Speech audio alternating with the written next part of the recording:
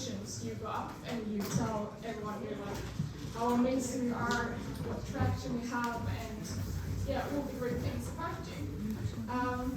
This time, I'm actually going to do the opposite. So, my name is Mikaela Peterson. I started my career by choosing the wrong career paths. My first company actually went bankrupt, and I started dating my co-founder. And I think the last 2 years I've done over like 200 experiments in campaigns that have gained basically zero in return on investment. And why do you think I'm standing here and telling you about my failure? Any clue? Lesson learned. Yeah, exactly. So lesson learned, and I think that's the fundamental if you want to grow. So if you want to grow, then failure is a massive part of your journey. And I think everything when it comes to growth hacking is about failure, basically. Like, be prestigious, fail smart in a small scale, and always base your next step on learning some data. So the more you fail, the more you learn.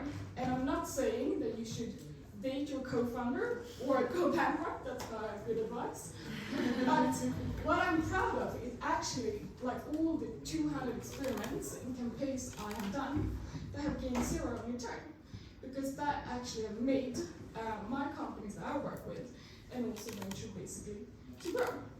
So that's my advice to you guys. Like, if you remember one thing when you walk out in this room, is that, like, fail smart, and like just try out things. Cool. And I think there's a lot of statistics on why you fail as a startup. I'm not going to go through all of this today, but no market need, ran out of cash, got outcompeted. There's a lot of things to basically look out for. And I think that when I basically got bankrupt, I didn't know what I knew today, basically. So if I had failed smarter and done it in a cost-effective way, I would actually not end up in the statistics. So, and when I did this presentation, Amanda, Maria, and Gonzalo told me there's a lot of companies also in here in basically pretty early stage. Like, how many of you have like revenue on the market and have launched your product today? Great, so it's a mix basically. So what I want to talk about first, before actually talking about growth hacking, is how to be data-driven in an early stage. Because as you know, 74% of startups basically fail due to premature scaling. So I just want to talk a bit first about how to be data-driven in an early stage. So I think everyone knows this. This is like, if you basically found a startup, everyone talks about the mini startup. But maybe something that is not as known is Lean Analytics. How many have seen this picture before? Oh, great. Then let's talk about this then. So this is basically the measurement part of the Lean startup. It's all about understanding how to use analytics in a lean way. What to measure, when, why, and how. So we're going to talk about a bit how you can be data-driven even in the early stages. So if we talk about the empathy stage. So when you are an entrepreneur and you have your first idea, the thing you want to look at here is, have we found a validated problem worth solving? And this tends to be like qualitative interviews, it could be open question. You want to know that you can monetize on this problem, basically. So, do I understand my customer well enough? Do I believe my solution will meet the needs of the customers? So this is super important. And even if you have found your product market fit, you can always go back and look at these questions. And why is this so important? Well, if you look at the enterprise, like 80% of all companies believe that they have designed an optimal solution. And this is actually like a market research from a design company called Bing. And then they asked their customers, and 8% of their customer agreed. That's pretty awful, to be honest. So that's why it's so important. So how can you actually be data-driven then in these early stages? Well, there's a lot of things that you can do. I always recommend in-depth interviews, diary studies. This is actually how to be data-driven in these early stages. And then if you want to validate your solution, crowdfunding is a really good way of doing that. You can do surveys, usability testing, or you can create a POC before you actually launch. So if we're going to talk a bit about the stickiness phase. So the next stage I want to talk about, this is basically also before you're ready to grow tech. It's the stickiness phase. So this is basically achieving an MVP that engages the customer in a meaningful way. So in this stage, this is normally when you have launched. What do investors like Maria or Amanda look at here? It's not about how much customers you have or how much revenue you have. Of course, that's amazing as well. But it's more, are people using the product as expected? And what we're going to look at here is the super users. How many percentage of your users are active? Is it good enough? Your daily active users, and here you validate that the solution you have built actually are engaging the users. So this is something you can look at before you start basically growth tech. So how can you do it then? Let's say that you have launched your product and you want to measure how engaged the customer are. Well, then it's time to implement analytics. So what you do then is that you create a high-level customer journey. So how many people visit my website or platform or product?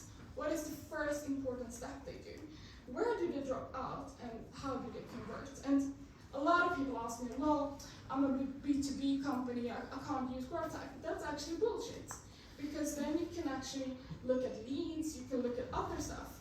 So growth hacking is not, or using stickiness method is not only for B2C products. Then, when you have identified the main KPIs, then it's super good to actually visualize it. Gather the whole team, look at the data, and see, is this correct data? How can I use this in a good way? So then, when we have put up our tracking, then it's time to actually test this. And when you launch and when you try out things, then you base your experiments on insights. Maybe you have some users in the platform, or maybe you don't, and then you look at what does competitors do? Which insight can I base my experiments on? And the experiment template that I normally use is that when you do an experiment, you don't base it on gut feeling. You say, we believe that this experiment will cause this change. So it's basically, maybe it's not 100% correct, but at least it's based from an insight. Does it make sense? Yeah? Kind of? Cool. And then, of course, you also put up the measure. What is the KPI that actually identifies this correct, or is this a true experiment? Is it like false or true? Then you can actually say, oh, I need to do it again, or I need to do something else. And then you also look at learn as the next step when you have done that experiment. And well-conducted experiments, it's based on evidence. It calculates the expected impact, and it's an agreed way of measuring results. Cool, so now we have come to the fun part, growth hacking. So this is the stage, I think, where you actually where you have some sort of product market fit. Because if you have too little data, the experiment will be a bit misleading. So when you have come somewhere maybe in the end of the stickiness phase, when in the reality and ready phase, then it's actually time to start growth hacking. And growth hacking actually started back in like 1990, and back then people spent loads of money on like print ads and doing huge marketing plans. The problem here was that you couldn't measure the impact, and like a lot of investors threw money at all the entrepreneurs, and like the things that you basically measure was the burn rate, which is not good. So a quote from back then could be, half of my marketing budget works, great. What if I only knew which half? And the problem with this was it was too long circles, too expensive videos, and the most important things, it was too poor ability to actually understand your users. So then the term growth hacking was basically founded. And what is growth hacking then?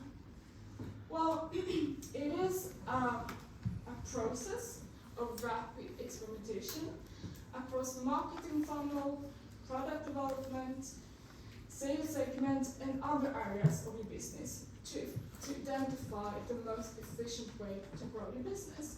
And people sometimes say, so what's the difference then between growth hacking and digital marketing? Digital marketing, then you focus on the first two steps.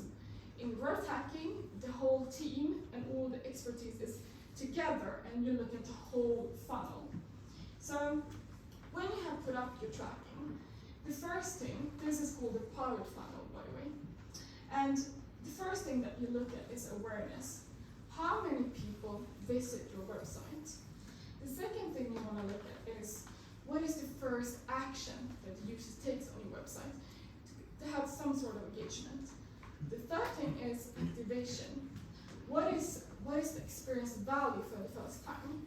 And like in this stage, if we have a dropout in the awareness or acquisition stage, then it's time for the marketers to do their magic. If we talk about activation stage, then it's more a UX problem. That's why it's so important that the whole team is actually gathered. And then retention. Like, we want users to come back again. That's an important metric. Revenue, of course, is conversion, and then referrals. How do you recommend to others? So when you work with growth hacking, then the whole team is gathered, and you gather your ideas.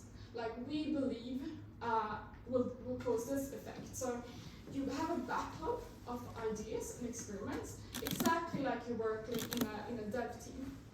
Then you rank your ideas. Of course, maybe you have this amazing experiment, but you should take the low-hanging fruit first. You outline the experiments.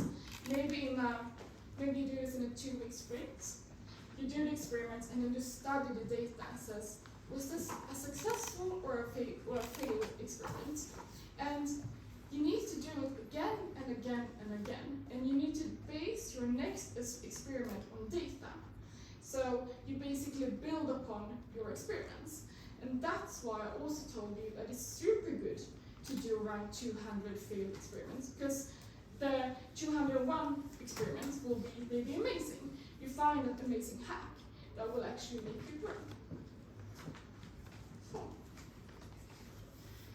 So, and why should you care here? Well, for startups, and even for scale-ups, and for corporates, this is a really good way of growing in a cost-effective way. I think for startups, to be honest, it's a question about survival. So if you don't want to end up like I did with my first company, then I think you should try out these techniques, to be honest. And it is, like, because of the culture and the reality a startup isn't, you need to use cost-effective techniques to grow your company. And also to test assumptions in order to grow. And that's basically the only thing a growth hacker does. And growth hacking is not some magic. It's basically a process that every one of you can learn. It's just a technique on how to use to do things smarter. And for which startups is this good? As I said from the beginning, even if you're a B2B enterprise SaaS company, growth hacking can be applied. It can even be applied in recruitment of new people. So, but the important thing here is the mindset. So when I start working with a company, I think I use like 10 of the first hours to just implement the right culture and the attitude. And what is the right attitude? Like, of course, agile and fast paced, that's something we all know. But the important thing here that I want to emphasize on is the right attitude and culture, which means no blame culture. You can even have a bell in the office saying, wow, we failed, and buy some cinema buns, for example, because that's really good, and you have the right mentality. So the last thing I want to finish with is that, like, but if you don't start tomorrow, if you don't just do it without having the knowledge, you will not fail and you will not produce that amazing effect. So start with small optimization that together produce that great effect. And sometimes you find that amazing hack, but you will never find it if you don't do experiments, work with sensible hypotheses, measured outcome and learn. So less waiting, discussing, thinking without doing. Just do it and fail, and it's a lot better to not do it at all. Cool, so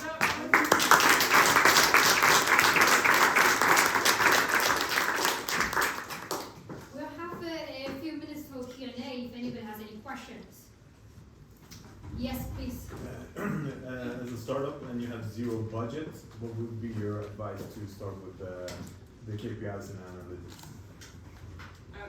It all depends on what company do you have? Well, I have traction today, and I've done this before, but I figured to maybe those who don't have analytic sense of mind. I don't have one, but I had to practice it to begin with. Well, I would start with looking at what is the, like, where can you find your customers, what have other competitors done that has been for free. Like a growth hack could be writing a blog post that goes viral. It could be growing your social channels. It could even be having a code and go out and like leave printers, print ads on the street. I would see what have your competitors done, and which channels do your customer actually are in, and then try to do the things that are cheap first. Because you don't need to spend a lot of marketing money. Like SEO is for free if you're really good at that. Maybe you can piggyback on other channels. Do you have a partner who can help you out? Or already have a customer base? That's something I could start with. Yeah. Anyhow, first, another question. I probably didn't mention this before because I was fixing some catering from the local founders. Yeah, important. My question is, what will be some of the red flags when you're approaching investors from your side, and also from the investor side? What are some red flags? Red flags from Something that you cannot go through it. Spending too much money without calculating the customer acquisition cost, for example. Maybe Maria is a better person to answer this, but I think maybe not red flags, but if I would find like an entrepreneur that spend a lot of money on marketing and doesn't calculate the costs, I would be a bit worried, to be honest. Like if you spend 200K on Google Ads and you don't know the customer acquisition cost, that's a red flag for me. So, yeah. Is that an answer? Yeah. Yeah. Do you want to answer this one? I think that was a good answer. Yeah, I mean, obviously cash burn is a concern in our researches for all investors because things take more time than you think, and they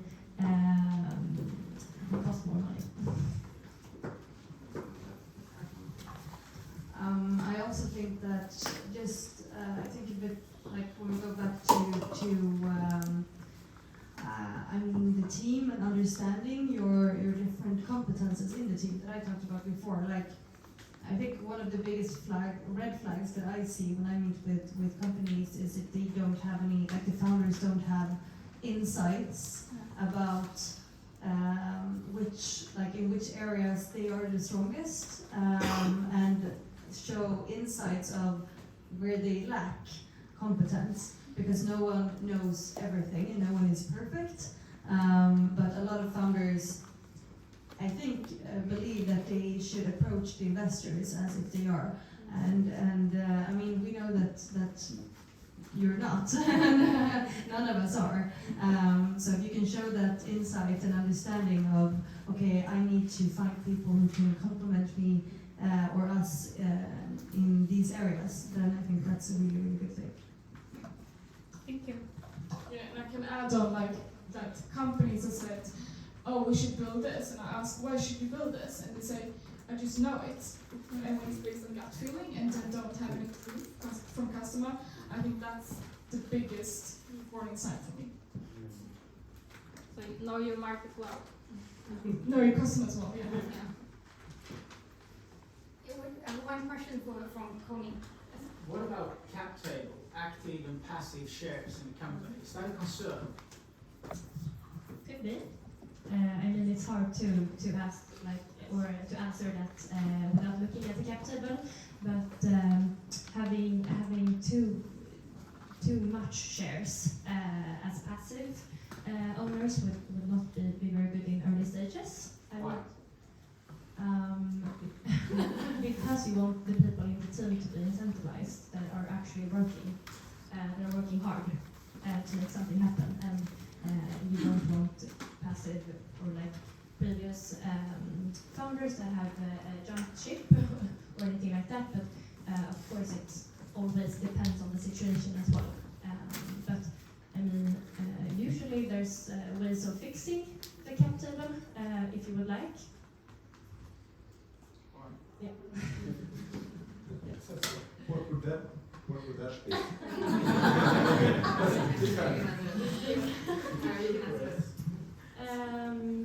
I mean, there's a lot of creative solutions, but I mean, I would advise you to do that as fast as possible before the valuations come up. Then it's of course more difficult to sell shares or buy or whatever. Other than that, I mean, there's other ways to incentivize team members, but yeah, fix the problems as fast as possible. Could you, as an investor, if you see the cap table, and you see that the ratio is way off, could you put as a prerequisite for making the investment that you have to fix the cap table before you actually invest? Because that is an incentive for the passive shares. Yeah, I could absolutely, and we have as well. I mean, there's not uncommon that you have a very early co-founder that has decided to do something else. So yeah, sure. Yeah, I just wanted to emphasize what Maria said as well, that having incentivized team members. So really, like, there's so many founders that maybe you're a single founder and then you finally manage to find some great people to join your team, but you don't give away any shares. Like, that is a big red flag for us. So if you don't have make sure to incentivize the key people in your team so that they actually stay in the company and make you grow and become a great company. Don't be afraid to give away your shares to the right people. So it's really, really important. And the earlier, the better. Yeah. And we have a special guest today, the CEO of Mink, Daniel. And Mink is the start of a house in Malmö, in case you don't know. Daniel would like to tell us a little bit about Mink and what makes Malmö the great startup city. Yeah, thanks for the special invitation.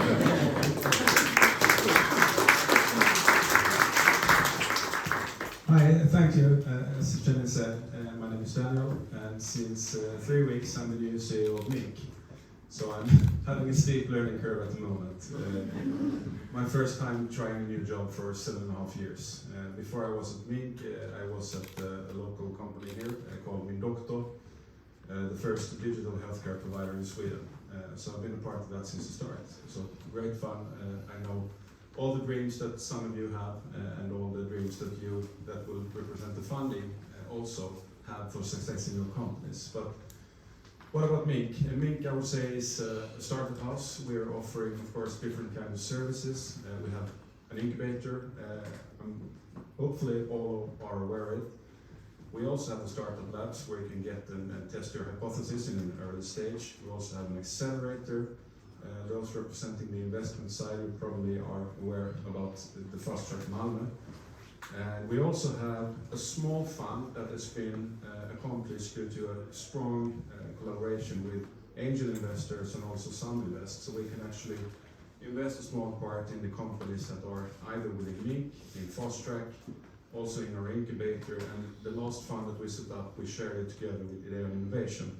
So we're trying to be a part of the Malmö community, of course, and I think that collaboration will be even more important throughout the years. So this is why we've started this together with Idea, and it will probably spread. So that's a bit about me and Mink. I'm looking forward to meet all of you from now on. But I will get a bit more warm before I start to engage, I think. But thank you.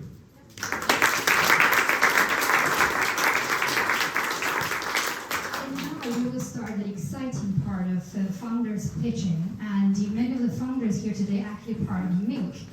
And each founder will have 3 minutes. There's no break in between, and after 3 minutes you will be asked to stop. And we'll have the first one, Val, please.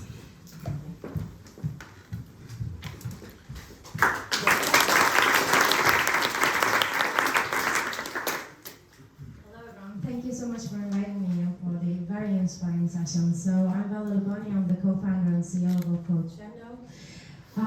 I'm here because a couple of years ago I started wondering, why do some succeed and others don't?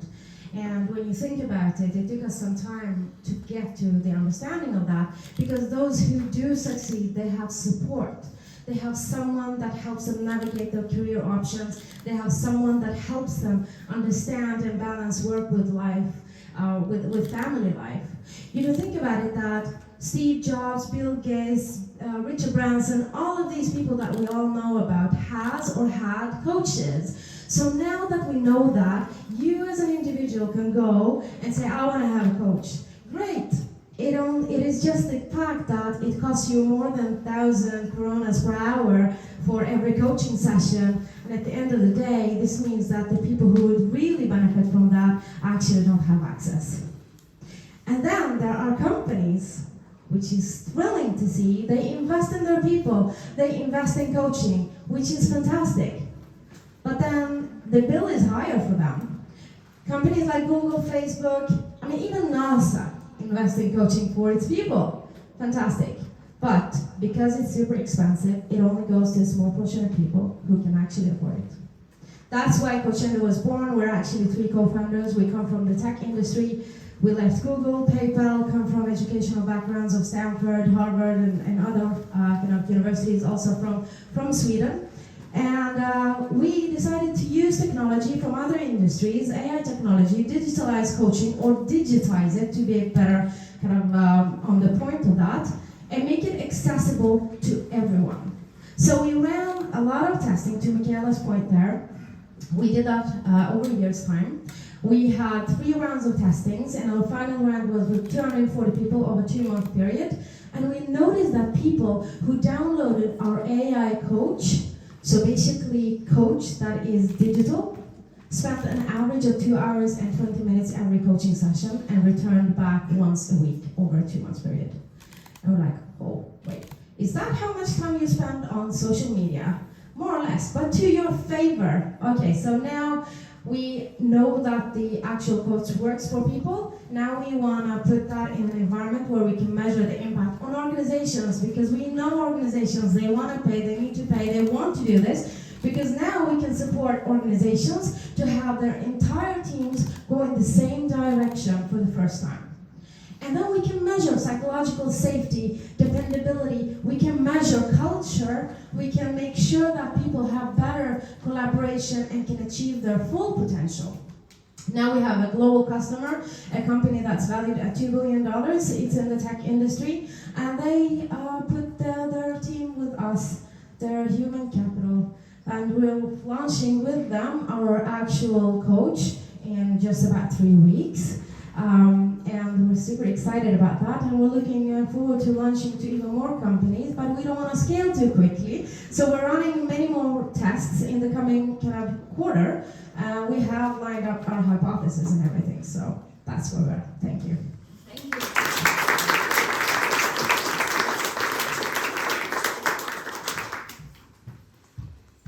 Perhaps the next startup, Peter. Yes.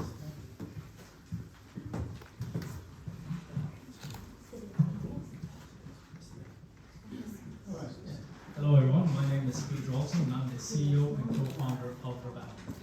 What I'm about to talk to you about for the next 3 minutes has the possibility to change and revolutionize the way how sourcing is done by online sellers.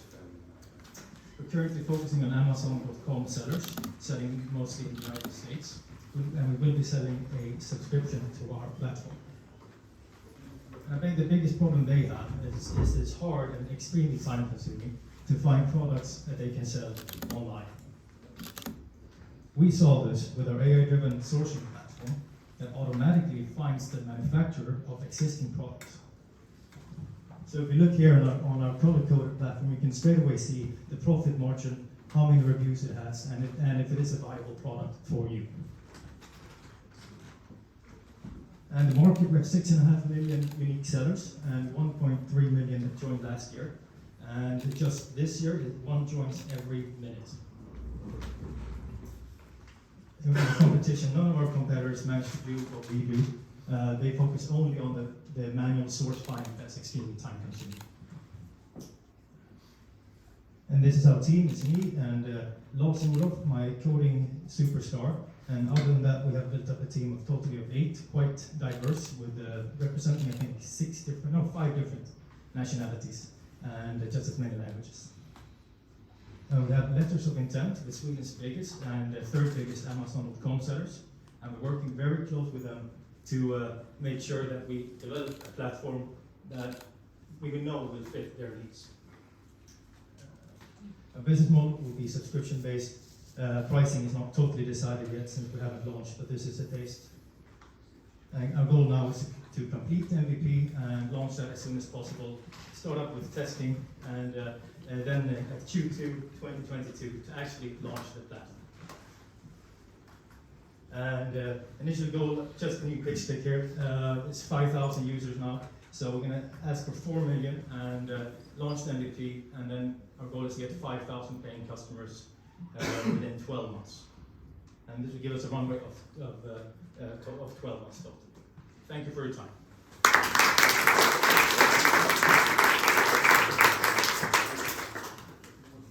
Everybody's very much on time.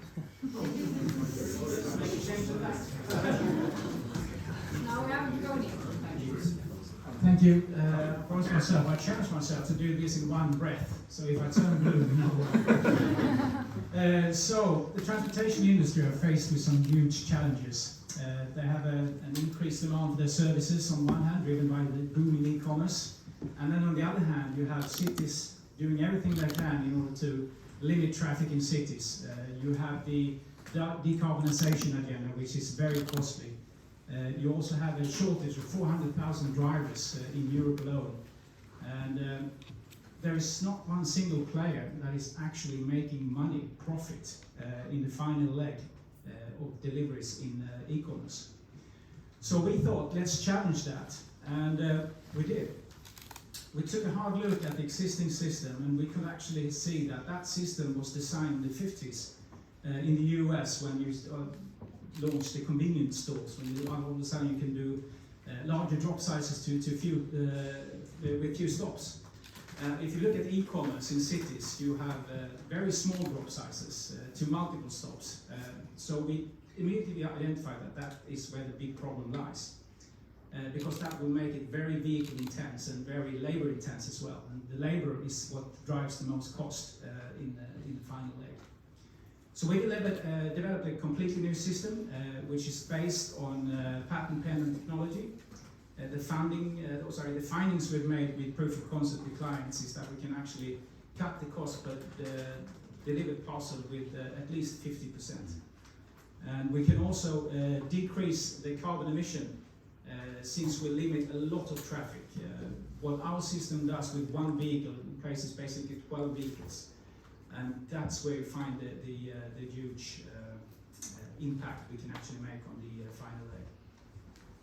What makes me proud with Jipper is the skills and the people that actually gravitated to our solutions. We have several experts in this area that has actually realized what we're about to do and what the vision we have and how we're going to accomplish it. The biggest risk for me though, we need a lot of funding. We need approximately 20 million euros all in all for the entire project. And we are right now asking for 2 million to take us to the next step. That would be 2 million euros. And we have not put an evaluation on the company because we are searching for an anchor investor. And we'd like to take that dialogue with that anchor investor to see what's the worth and how we can actually progress. Thank you.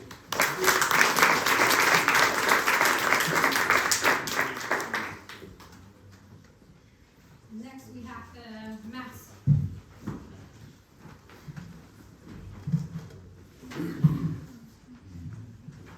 Okay, so is it possible to show the progress of climate footprint in a simple way? Well, my name is Mats Huss, I'm the CEO, co-founder of Footprint Level. I believe so.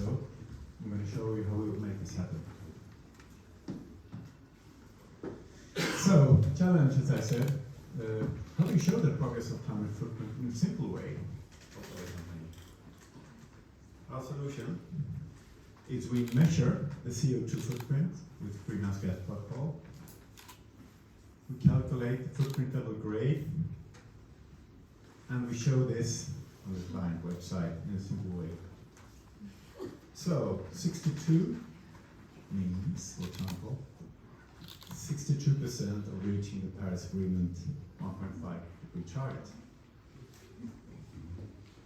We do have paying clients, 3 from Sweden, Jönköping attitude meetings in Malmö, and from India, and Global Vax in Thailand. So the potential market, as you know, if you've followed media the last couple of years, is immense. So just a 3% share in Sweden, EU and Asia represents a lot of money. Our average customer yearly is 135,000 sick. And what's unique about us? Well, we come from the communication side, behavioral science, not tech. We will use tech, of course, in the service. It's a simple, quick visual communication. It's a live meter, not a dead certificate on the wall.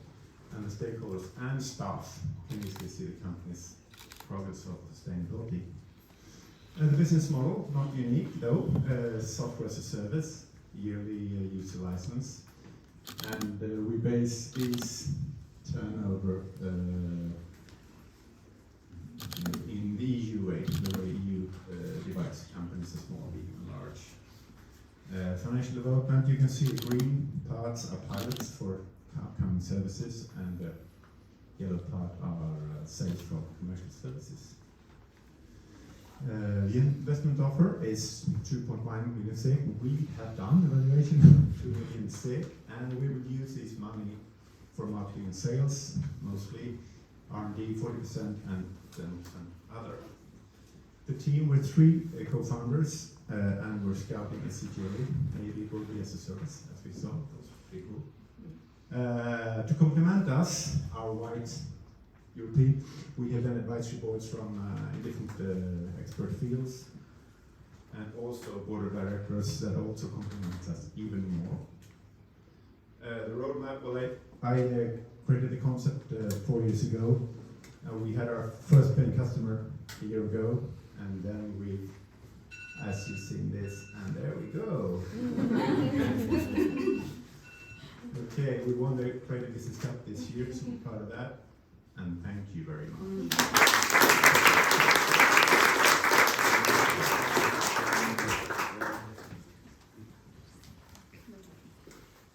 Next we have Brandy.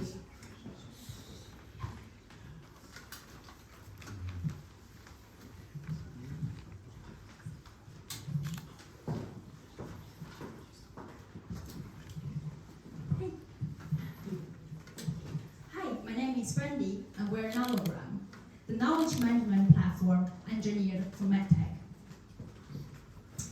Our solution will bridge Medtech companies and healthcare professionals. In the Medtech industry, Sorry, there's a delay of the. Yeah, we will have to restart. Sorry, guys. Clock's ticking. I think there is just when you don't touch it, it's yeah, extra.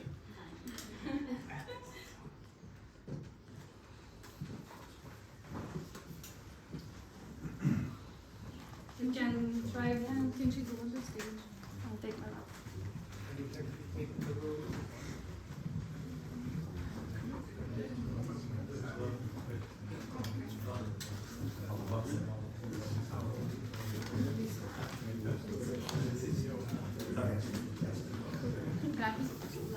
Brandy?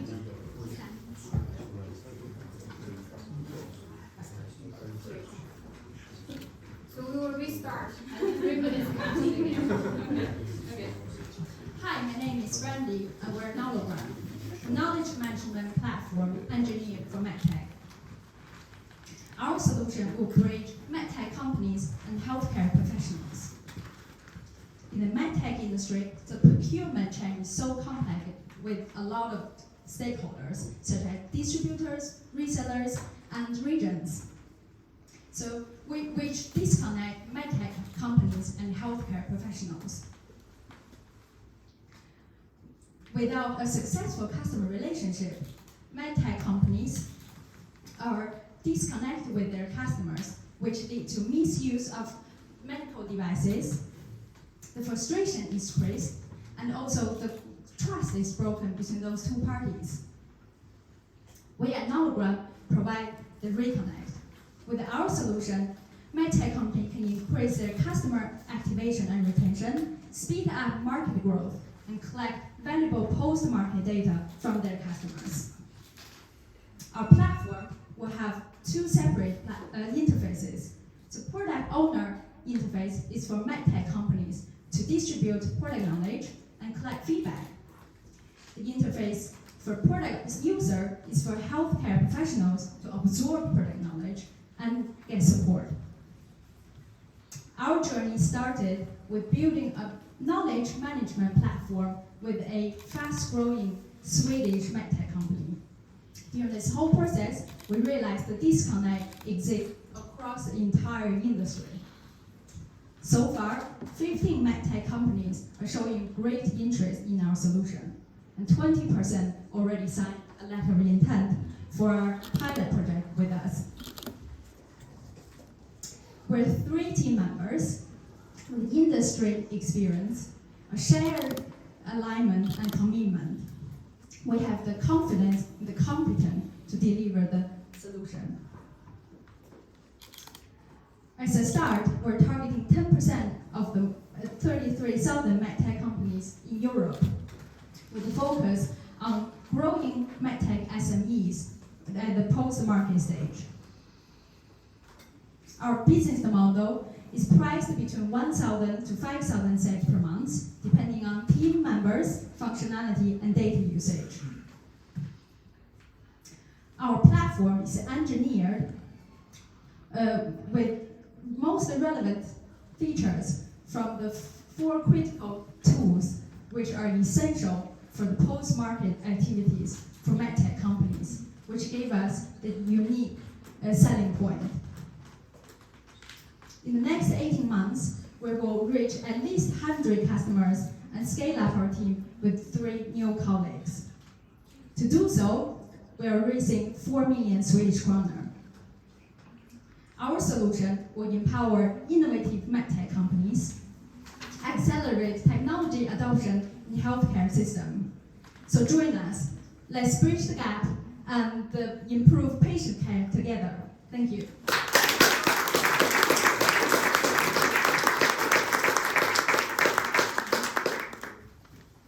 Now we have her from Pinta.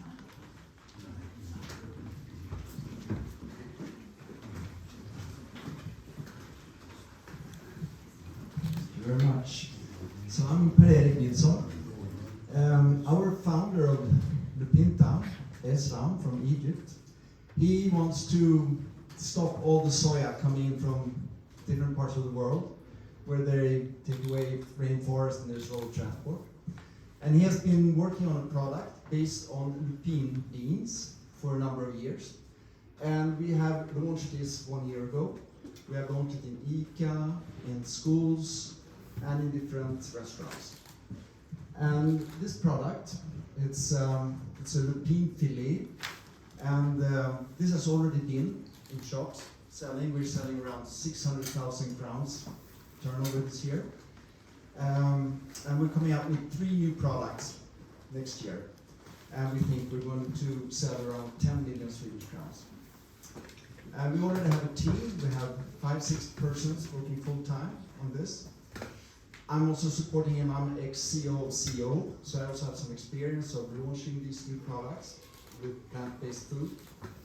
And what we want is around 50 million Swedish crowns as an investment. I think yesterday actually got already 5 million crowns, so I think we're only looking for 10 million, so it's a change here. And we're going to continue to develop these products, to make some amazing products for the Swedish market, but also for other countries. These products this raw material can be grown in Sweden and elsewhere in Europe. That's the big thing. It can be locally produced. And we can set up factories all over Europe producing these products at low cost. It's the same type of protein content as soya, which is very good. But they have other advantages, these lupin beans. So I think we have a very good chance of succeeding, and I hope you would like to invest with us. Thank you.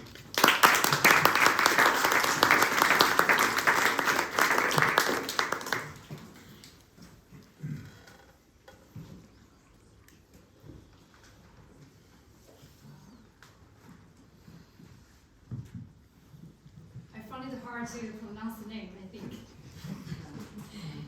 Hi everyone, my name is Ola Damer.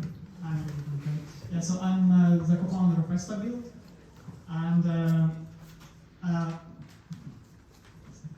real estate is the biggest asset class in the world. Yet at the same time, it's also experiencing a huge problem that construction projects get delayed and have major cost overruns. And it's over 500 billion problem globally. And the segment is affected by this the most are stakeholders. By stakeholders, I'm referring to upper and middle management, as they are directly vested in a positive outcome of their construction development, since it affects their business bottom line.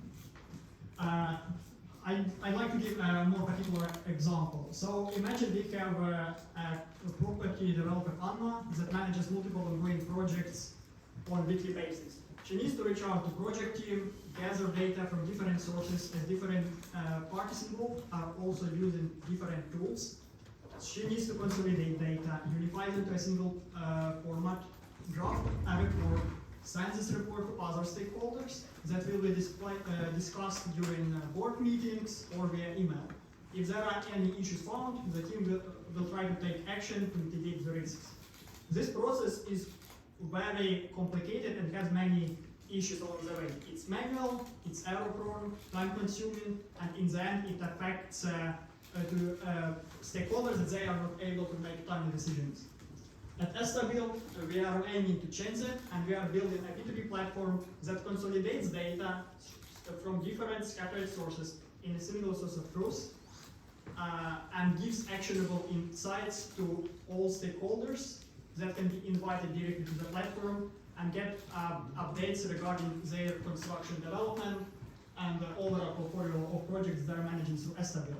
We are giving it visualizes dashboard reports, as well as we are doing analytics and forecasting with prediction how projects are likely to go in the future. Currently, we have 11 paying clients that are based in Sweden, Norway, United Kingdom, and Latin America, and we also finalizing pilot agreement with 2 Danish companies that we are going to start November or early December. Our team also has a domain track record. Our CEO, Pablo, he worked in construction industry for over 10 years, and this is but he experienced the problem himself. So he basically was a person who needed to manually gather information and distribute it further. My experience is on product side. I work for technology companies building B2B and B2C services in the past. I'm currently acting as a CPO of Astabil, and Shalan has experience building distributed cloud-based systems, and he's a CTO of Astabil. Currently, we are providing 6 million SEK to improve our product offering, to become break-even and reach 10K euro ARR over the next 16 months. Thank you.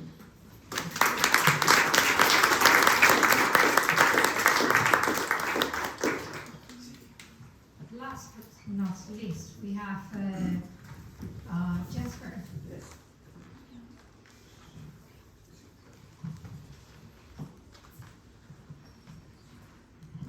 All right. Long time since I was on stage. Yes, so I'm Jesper. I've been working within the building industry as well for the last 7 years with environmental and with simulations for environmental and energy for the building planning phase. Almost all buildings in the whole world need to be simulated when it comes to different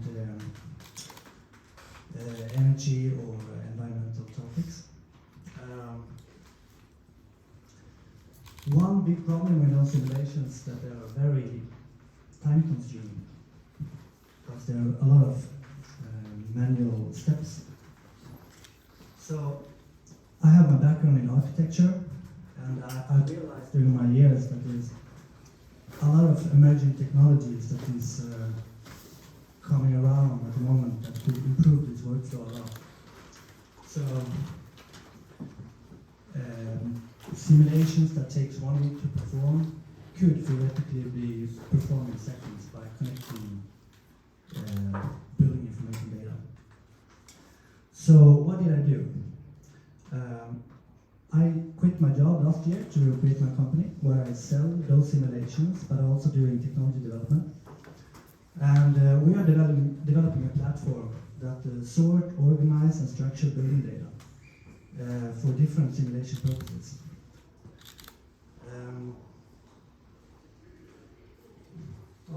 Some kind of, you don't really see it here. When it comes to competition in this area, yeah, you don't see it, so I'm in the corner. Yeah. So we are aiming to build an embedded system compared to our competitors that are more focused on a consumer-friendly product. So by doing this, we're thinking we're gonna deliver value in the background by delivering building information data to different simulation purposes. So since I started this company, we've been doing sales for around 1.2 million Swedish kronor. And right now we're building an MVP where we collaborate with one of the largest simulation software in Sweden to provide those simulation software with data. And another one is on the way in. We estimate the value of this MVP for around 20 million Swedish kronor in annual returning revenue, just by the time you can save. So to make this happen, I built my team around this idea, and to have a stronger technical knowledge, I team up with an IT company in Lund. And right now we are raising money to develop our first product. We are pretty early, but we have been in the industry for a while. So yeah. Thanks.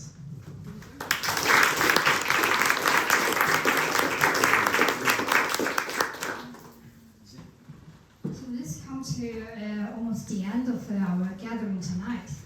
And you know what? I came to Malmo last year, November, and it's been roughly a year here. Yes, And I've been living in Europe, South America, Asia, and I can tell you Malmö is one of the best cities I've lived. And that is why when I reach... Yes. No, I'm just gonna stand here. Yeah. And the founders here that I met here are extremely ambitious. And when we were talking about when we had a chance to host this event, and when it comes to catering, for us it's not just about catering. So we have special drinks made in Helsingborg, and actually my team went all the way to the warehouse in Helsingborg to collect those drinks. And because we want to show you that they are hard-working entrepreneurs here in this region. And we have kombucha, roots of Malmö, it's made in Malmö, and we have Lupinta burgers, which yes, and which everybody, all of you can enjoy at the end of the event. And one last thing I want to mention is that I sent out an email to all of you about what do you need and what can you offer to the community. And feel free to reply to me. Most of you have already replied. If you haven't, please let me know. Because we want to connect you with the right people in the community. And we have so many experts in the room.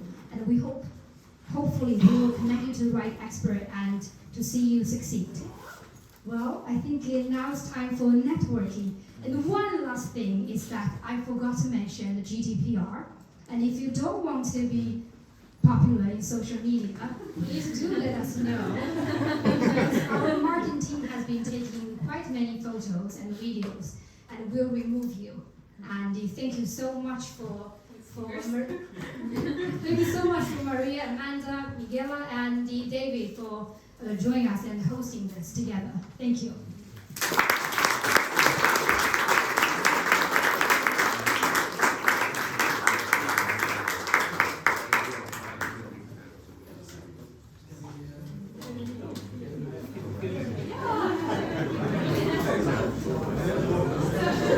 Okay.